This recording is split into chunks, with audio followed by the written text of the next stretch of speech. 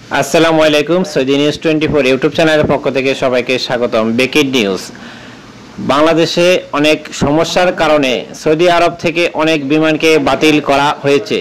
Jeddah, Dammam এবং রিয়াদ থেকে যে ফ্লাইটগুলো ছিল 20 তারিখ এবং 21 তারিখ এবং 19 তারিখে অনেক ফ্লাইটেই ছেড়ে যাওয়ার কথা ছিল, সেগুলো বর্তমানে বন্ধ করে দেয়া হয়েছে।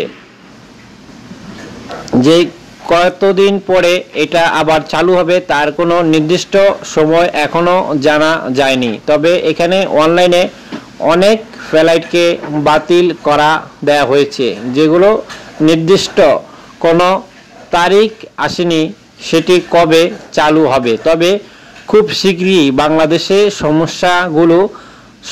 সমস্যা সমাধান হলেই সব কিছু আবার আগের মতো চালু হয়ে যাবে।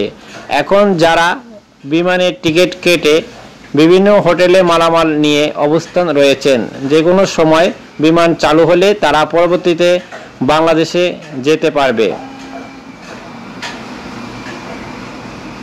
সরাসরি আপনাদেরকে অনলাইনের মাধ্যমে সিস্টেমে কিছু কম্পিউটারে আপনাদেরকে দেখানো হচ্ছে যে ফ্লাইটগুলো বাতিল করা হয়েছে।